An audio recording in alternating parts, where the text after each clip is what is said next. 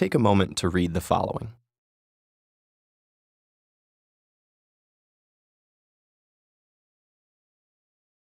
How was that? Frustrating? Slow? What were those sentences about?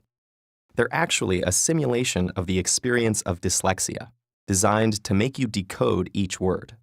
Those with dyslexia experience that laborious pace every time they read. When most people think of dyslexia, they think of seeing letters and words backwards, like seeing B as D and vice versa, or they might think people with dyslexia see saw as was. The truth is, people with dyslexia see things the same way as everyone else. Dyslexia is caused by a phonological processing problem, meaning people affected by it have trouble not with seeing language, but with manipulating it. For example, if you heard the word cat and then someone asked you, remove the C, what word would you have left? At. This can be difficult for those with dyslexia. Given a word in isolation like fantastic, students with dyslexia need to break the word into parts to read it. Fan, tas, tick. Time spent decoding makes it hard to keep up with peers and gain sufficient comprehension. Spelling words phonetically like S-T-I-K for stick and F-R-E-N-S for friends is also common.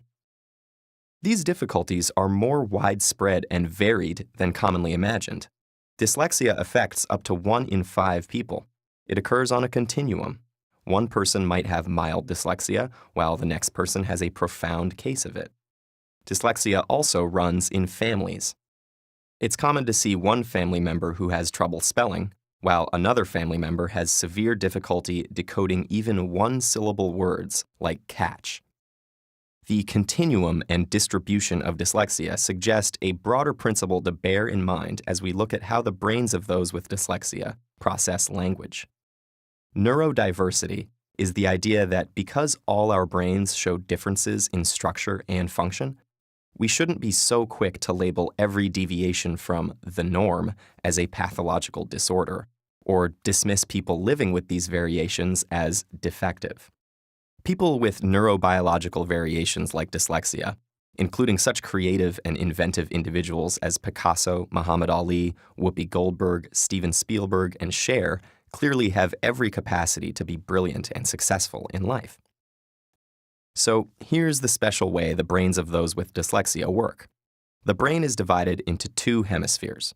The left hemisphere is generally in charge of language and ultimately reading, while the right typically handles spatial activities.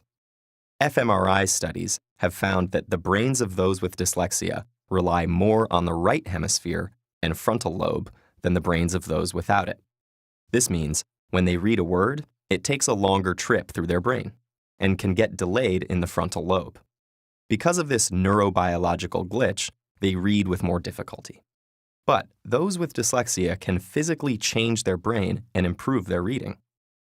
With an intensive multisensory intervention that breaks the language down and teaches the reader to decode based on syllable types and spelling rules, the brains of those with dyslexia begin using the left hemisphere more efficiently while reading, and their reading improves. The intervention works because it locates dyslexia appropriately, as a functional variation in the brain, which naturally shows all sorts of variations from one person to another.